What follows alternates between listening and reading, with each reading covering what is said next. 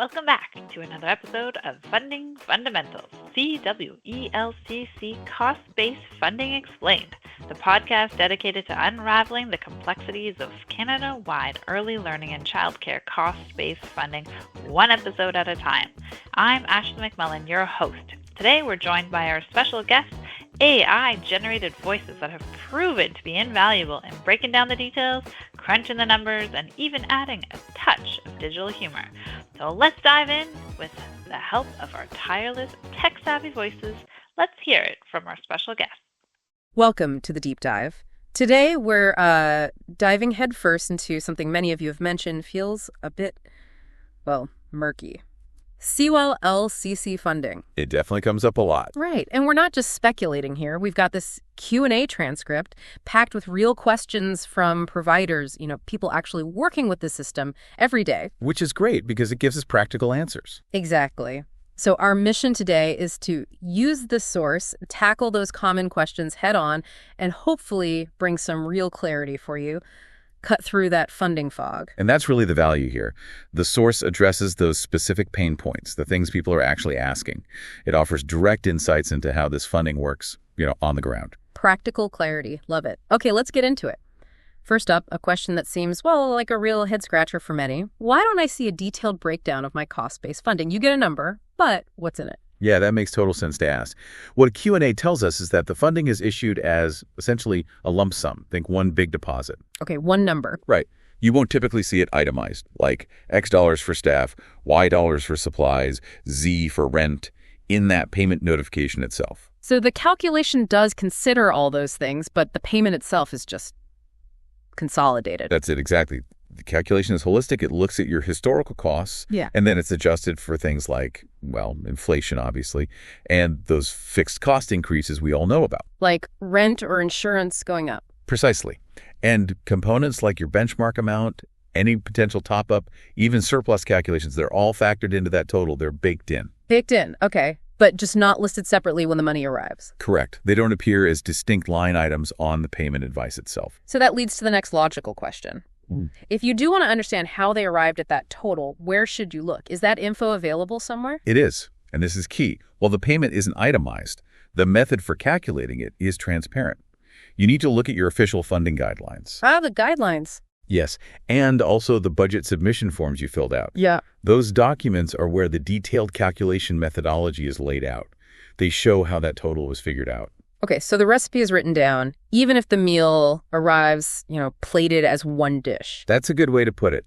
You just need to refer back to those core documents. Got it. Okay, let's move to another term that pops up a lot in these discussions, cost escalation. What exactly is that, according to our source, and can you tell how much you received for it? Right, cost escalation. The Q&A defines it as basically the increase in funding meant to help providers keep up with rising expenses. So it's acknowledging that things just cost more year over year. Exactly. It reflects inflation, sure, but also those specific fixed costs that tend to climb. What examples did the source give? Was it specific things? Yeah, it mentioned things like rent, insurance, utility, those operational costs that aren't really flexible and just, tend to go up. Okay, so it's built-in recognition of those rising costs. But similar to the other components, you're saying we won't see a line item for this either. That's the crucial point from the Q&A, yes. Cost escalation isn't listed separately. Like the benchmark or top-up, it's embedded within your total allocation. Embedded, part of the lump sum again. Correct. You won't find a specific dollar figure in your funding notice labeled cost escalation. It's part of that holistic calculation. Which brings us back to that single number. So is there any way, even roughly, to estimate what portion of your funding increase might be due to cost escalation? Well, the source does offer a kind of estimation method. It suggests comparing your audited costs from, say, 2023 to your adjusted costs for 2025. Okay, compare the 2 years. Right. And the difference between those figures, beyond what you'd expect just from general inflation, that's likely where the cost escalation factor played a role in bumping up your funding. So it's not exact science, but it gives you a sense of the impact. It's a way to get a feel for, a practical estimation. That's helpful. Now, here's one that sounds maybe counterintuitive at first glance. Why did I receive more funding than my actual costs? That sounds like could be a mistake. It might feel like one. But the Q&A clarifies this is actually not an error. It can happen, and it's by design in certain situations. By design. Okay, I'm intrigued. Why would the system intentionally pay more than what a provider actually spent? It comes down to the provincial benchmark.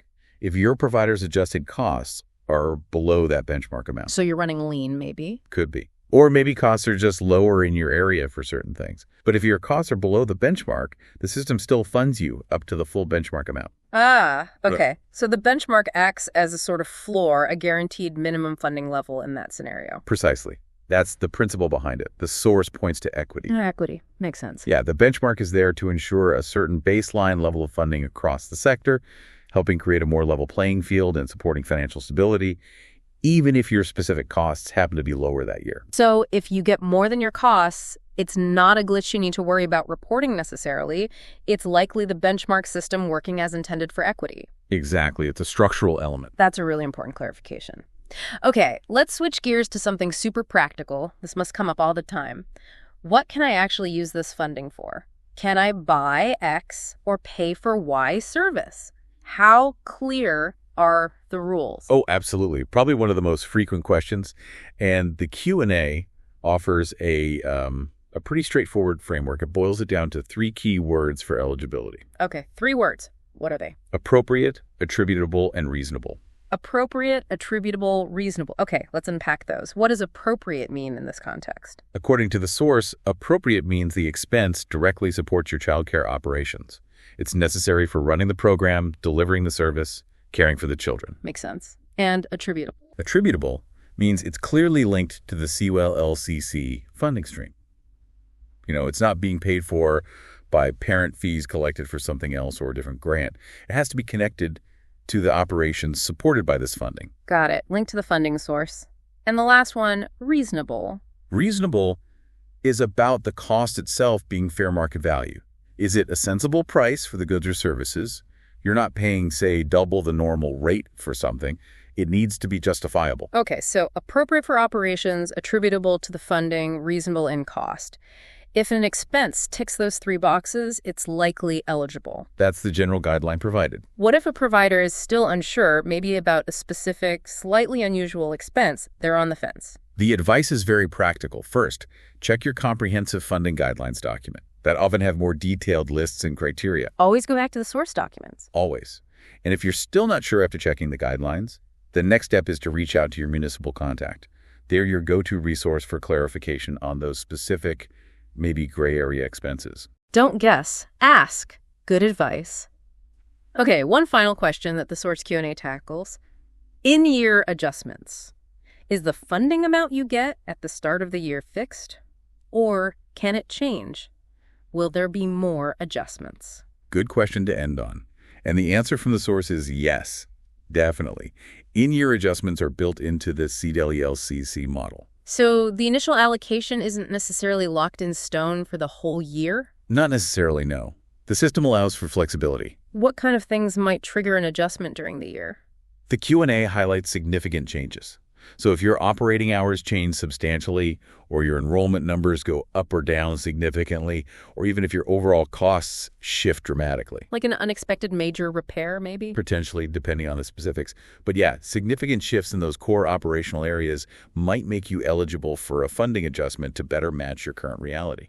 And I'm guessing these adjustments don't just happen automatically. That's a really important point. The source makes no, they're not automatic. You generally need to apply for them. Oh, okay. You'll need to provide documentation showing what changed and why an adjustment is needed.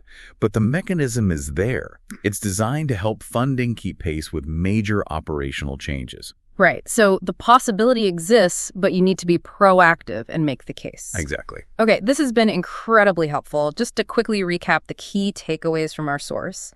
Funding comes as a lump sum, calculated holistically. Cost escalation is real, but embedded in that total, not itemized. Mm-hmm.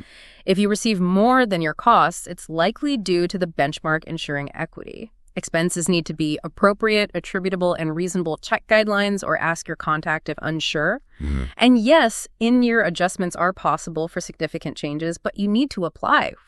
Yeah. Getting clarity on just those points can make a huge difference in navigating this, right? Managing expectations. Absolutely. And, the very fact that these are the common questions, as shown in the source, highlights how engaged providers are with the details. Understanding these mechanics isn't just about ticking boxes. No, it's fundamental. It's fundamental for effective financial planning, for ensuring stability in your program.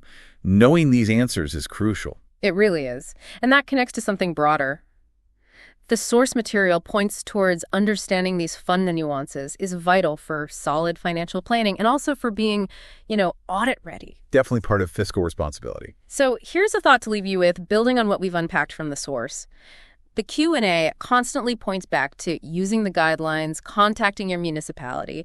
How might actively doing that, really engaging with those resources when you have questions, rather than just accepting the numbers, how might that shift your relationship with the funding?